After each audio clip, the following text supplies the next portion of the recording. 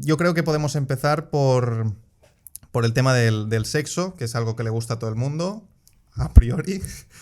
Y la pregunta que a mí me surge es que quizá el sexo es una característica que nos distingue tanto de otros animales como, por ejemplo, podría ser el bipedismo o el lenguaje. Entonces, mi pregunta sería, ¿qué es lo que hace que el sexo sea tan especial o tan raro en comparación a otros animales, en el caso de los humanos? Bueno, más que raro, porque tampoco se puede decir que en la especie humana haya algún rasgo sexual que sea quizá el orgasmo femenino, del que hablaremos largo y tendido, sea lo más particular, lo más peculiar de la especie humana. Pero por lo demás, lo interesante de la sexualidad humana es que es paradójica, o sea, es contradictoria en sí misma. O sea, yo cuando empecé a plantearme estas cuestiones, mi tesis inicial era que, como la de mucha gente, incluso biólogos que se siguen publicando libros con esta tesis, pues mi tesis era que nuestra sexualidad es una sexualidad, pues como puede ser la de los bonobos, ¿no? Que son los primates que más se nos parecen, una sexualidad lúdica, con un componente social, que eso pienso que sí, también está en la sexualidad humana, pero... De hecho, dicen que los humanos es como una especie intermedia entre bonobos y chimpancés, ¿no? Porque seguimos compitiendo por el estatus parecido a lo que harían los chimpancés y, sin embargo, pues también solucionamos los problemas con paz y amor, ¿no? Bueno, pues yo veía que... O sea, a mí me parecía que la sexualidad humana tenía una componente lúdica importante, más allá de la reproductiva, y que pues la monogamia era un invento, una evolución, producto de la evolución cultural y no de la evolución biológica. Pero era su tesis inicial, ¿no? Este era el planteamiento inicial. Por ahí, era cuando empezaba a saberse más de los bonobos y entonces todos los biólogos estábamos entusiasmados con los bonobos y era un poco... el signo de la época, ¿no? Pero claro, conforme empecé a profundizar en el tema, empecé a ver hechos de la sexualidad humana que tenían una fuerza, hechos que conducían a la monogamia, que tenían tanta fuerza que tuve que doblegarme, ¿no? O sea, que eso es lo que debe hacer un científico, me parece a mí. O sea, lo que no se trata de tener razón, sino de llegar a la verdad, ¿no? Y en mi caso no tuve más remedio que aceptar que había muchos hechos de la sexualidad humana que apuntaban a que nuestra estrategia de apareamiento era la monogamia y además una monogamia biológica, una monogamia por naturaleza, no solo cultural. Que sí, que hay muchas cosas sobreimpuestas culturalmente, pero lo que sería, sí hay una monogamia de base que tiene una base genética en la especie humana. Pero eso se contradice con otros hechos de la anatomía humana y de la fisiología humana, como es, por ejemplo, el tamaño de los testículos, que es intermedio entre gorilas y chimpancés, lo que implica una competencia espermática... intermedio en cuanto a tamaño. Intermedia, pero significativa. ¿No? O sea, mayor de la que pueda haber en una monogamia típica, ¿no? O sea, los testículos de los gorilas son extremadamente pequeños en comparación a su cuerpo. Son pequeños y el pene también. Y el pene también, porque la competencia es más física que espermática, en ese sentido. No llega a haber competencia espermática. Claro. Cuando un macho grande excluye al resto de competidores. Claro. En los chimpancés lo que tenemos son testículos grandes y penes, más grandes que los de los gorilas, pero tampoco son gran cosa. Claro, claro. Son bastante diferentes de los nuestros, sobre todo en la forma, ¿eh? Suelen tener una punta aguda y no la forma de seta humana, que es muy significativa también. Puede explayarse en eso también. Sí, que sí.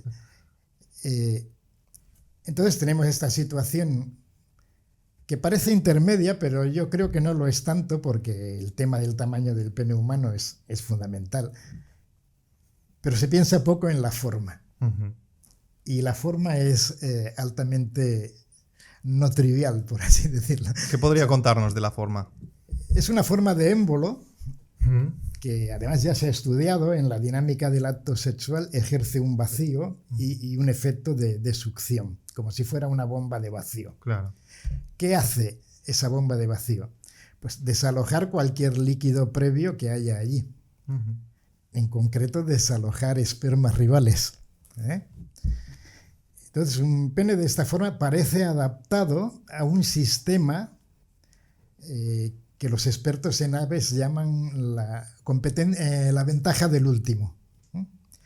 Es un tipo de competencia espermática donde el último que se aparea tiene ventaja porque de alguna manera o bien induce la ovulación o bien desaloja el esperma rival. Claro.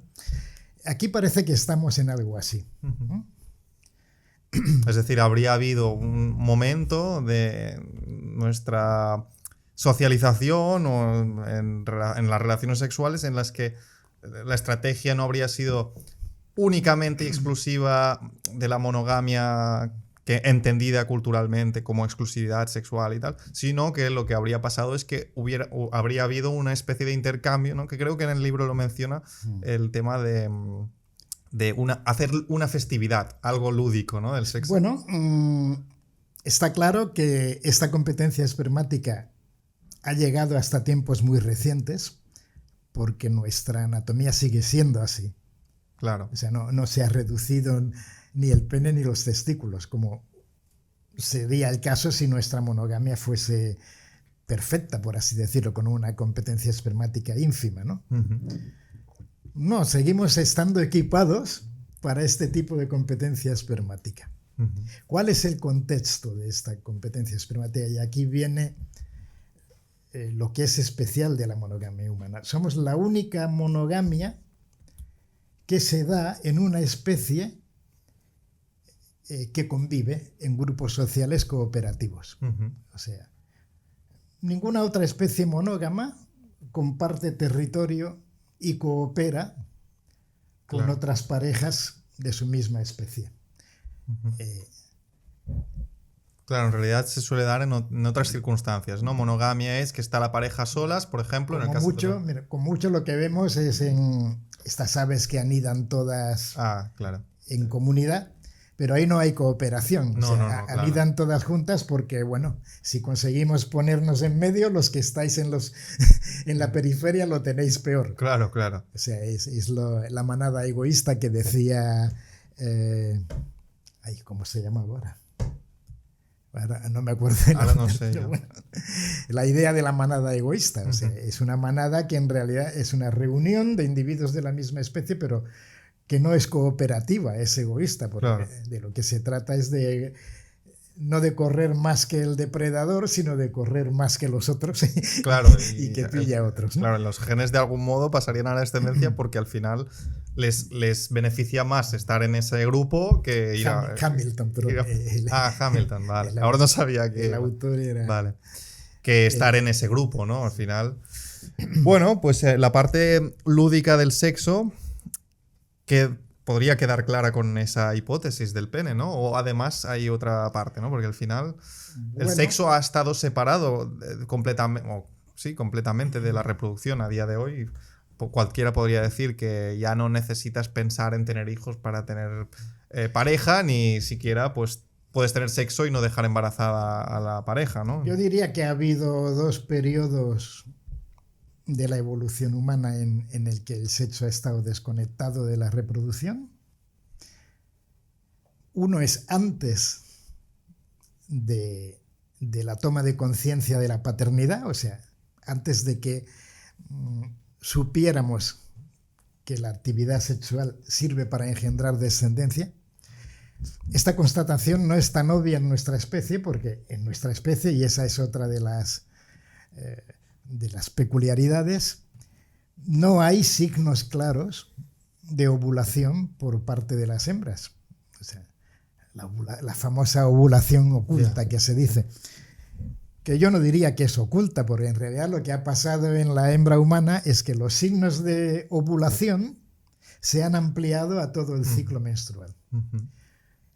Como me gusta decirlo a mí, la hinchazón rosa de los chimpancés se ha convertido en todo el cuerpo. O sea, se ha convertido, o sea, la mujer es toda ella una hinchazón rosa. Claro.